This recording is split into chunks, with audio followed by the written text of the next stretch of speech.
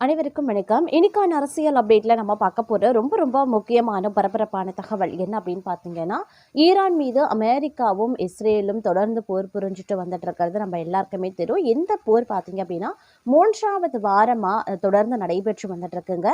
இதனால அமெரிக்க அதிபர் ட்ரம்புக்கு மிகப்பெரிய அளவுல நெருக்கடி ஏற்பட ஆரம்பிச்சிருக்கிறது அப்படின்னு தான் சொல்லணும்.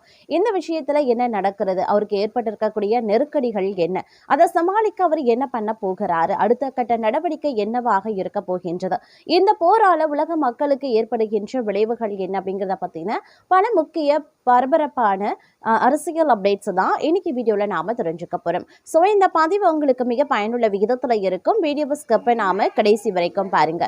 வீடியோக்குள்ள போகிறதுக்கு முன்னாடி இது வரைக்கும் நீங்க நம்ம சேனலை சப்ஸ்கிரைப் பண்ணல அப்படின்னா உடனே சப்ஸ்கிரைப் பண்ணிக்கோங்க. அப்படி பக்கத்துல இருக்கக்கூடிய நோட்டிபிகேஷனுக்கான பெல் பட்டனையும் பிரஸ் பண்ணிக்கோங்க.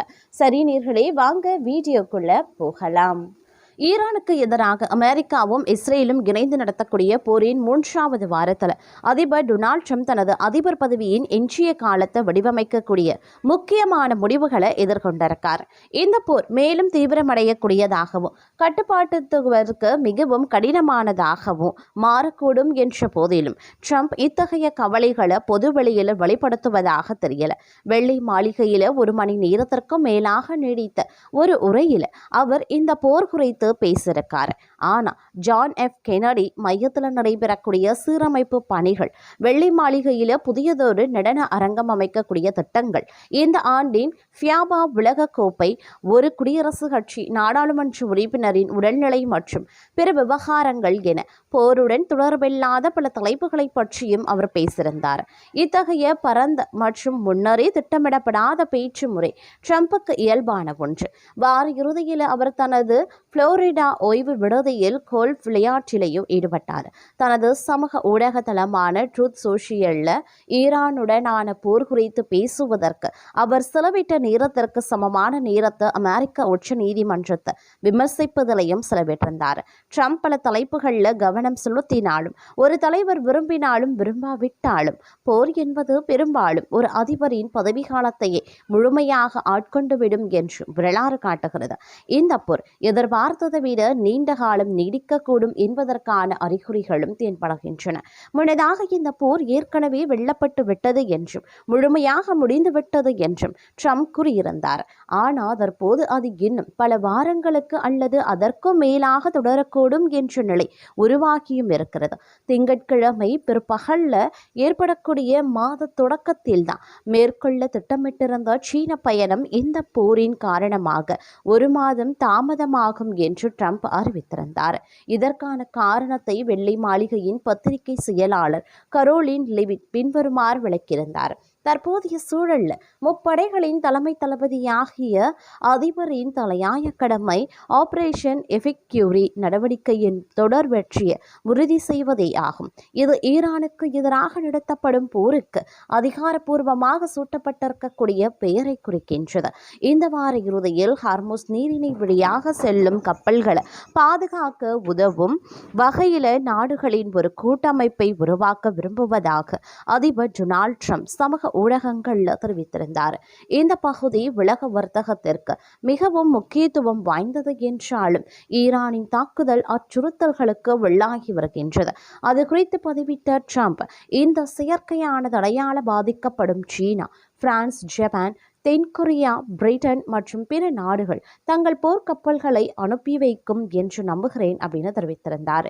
எப்படி இருப்பினும் ஹர்முஸ் நீரினை விரைவில் திறந்த நிலையிலையும் பாதுகாப்பான நிலையிலையும் தடையற்ற சூழலுக்கும் நாம் கொண்டு வருவோம் என்று அவர் எழுதியும் இருந்தாலும் அவரது வேண்டுகோளுக்கு பிறகு ஜப்பான், ஆஸ்திரேலியா மற்றும் பல ஐரோப்பிய நாடுகள் உள்பட பல நாடுகள் இந்த முயற்சியில் இணைய விரும்பவில்லை என்று தெரிவித்திருக்காங்க.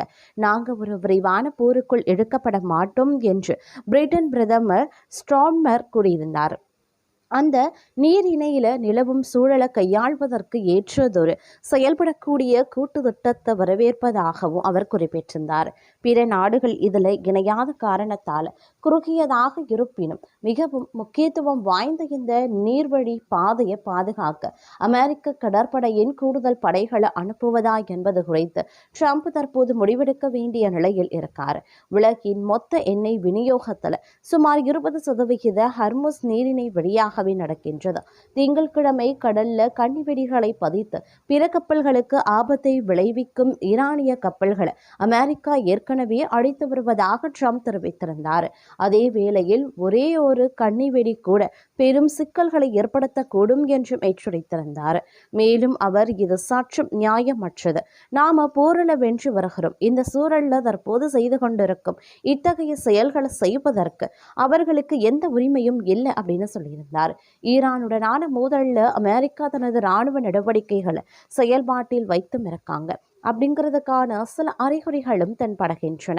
கடந்த வெள்ளிக்கிழமை சுமார் 5000த்திற்கும் மேற்பட்ட வீரர்கள் மற்றும் மாலுமிகளை கொண்ட ஒரு கடற்படை பிரிவை ஜப்பானில் இருந்து மத்திய கிழக்கிற்கு நகர்த்துமாறு அதிபர் டொனால்ட் ட்ரம்ப் உத்தரவிட்டதாக அமெரிக்க ஊடகங்கள் செய்தி வெளியிட்டிருந்தன.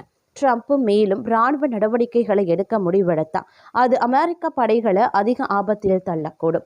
ஏனெனில் அவர்கள் ஈரானுக்கு மிக அருகில் இருப்பார்கள். அவர்கள் நடவடிக்கை எடுக்காமல் மாறாக ஈரானின் இராணுவத்தை பலவீனப்படுத்தும் தனது இலக்கை அமெரிக்கா ஏற்கனவே அடைந்துவிட்டது என்று கூறினார். நிலைமை நிலையற்றதாகவே நீடிக்கப்படும். அதே மாதிரி ஈரான் தொடர்ந்து கப்பல்களை அச்சுறுத்தலாம்.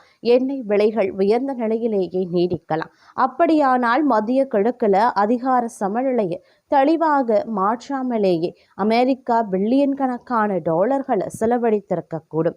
அதே மாதிரி இப்ரோஸ் நிறுவனத்தைச் சேர்ந்த கிளிப்டோட் யங்கின் கூற்றுப்படி ஏற்கனவே மக்கள் ஆதரவு கலவையாக இருக்கக்கூடிய நிலையில் ட்ரம்புக்கு எரிபொருள் விலை அதிகமாக நீண்ட காலம் நீடிப்பது ஒரு கடுமையான அரசியல் பிரச்சனையாக மாறக்கூடும். தற்போதைக்கு ஈரான் போர், கொடியேற்றம், வர்த்தக வரிகள் போன்ற பிற பிரச்சனைகள் குறித்து அவர்கள் சிலருக்கு சந்தேகங்கள் இருந்தாலும் ட்ரம்பின் முக்கிய ஆதரவாளர்கள் இன்னும் அவருக்கு ஆதரவளித்து வருவதாக ஆய்வுகளும் காட்டுகின்றன. இந்த ஆதரவு குறைவில் முக்கியமாக மிதவாத குடியரசுக் கட்சியினர் மற்றும் எந்த கட்சியையும் சாராத வாக்காளர்கள் பங்கு வகிக்கின்றனர். ட்ரம்பின் ஏற்பு மதிப்பீடுகள் 40% என்கிற குறைந்த அளவில் இருக்கின்றது. இது குடியரசுக் கட்சியினருக்கு கவலை அளிக்கக்கூடும். இருப்பினும் இதுவரை ஈரான் போர் அவரது செல்வாக்கை குறிப்பிடத்தக்க அளவில் குறைக்கவில்லை. அமெரிக்கர்களுக்கு மிக முக்கியமான அன்றாட வாழ்க்கையா இந்த போர் பாதித்தா இந்த நிலை மாறக்கூடும். ட்ரம்பின் அதிபர் பதவி காலத்தில் ஒட்டுமொத்த பணவீக்கம் குறைந்திருந்தாலும் வீட்டு வசதி, மளிகை பொருட்கள் மற்றும் பிற பொருட்களின் விலை இன்னும் அதிகமாகவே இருக்கின்றது. இந்த போர் பொருளாதார பிரச்சினைகளில் கவனம் செலுத்துவதில் இருந்து அரசாங்கத்தின் கவனத்தை திசை திருப்புகிறது. எரிபொருள் விலை அதிகமாகவே இருந்தால் அது ட்ரம்பின் அரசியல் நிலையை கடுமையாக பாதிக்கக்கூடும். சமீபத்தில் அமெரிக்காவில் ஒரு கேலான் பெட்ரோலியம் விலை ஒரு மாதத்திற்கு முன்பு $2.94 இருந்த நிலையில் தற்போது $3.72 உயர்ந்திருப்பதும் குறிப்பிடத்தக்க ஒரு விஷயம்.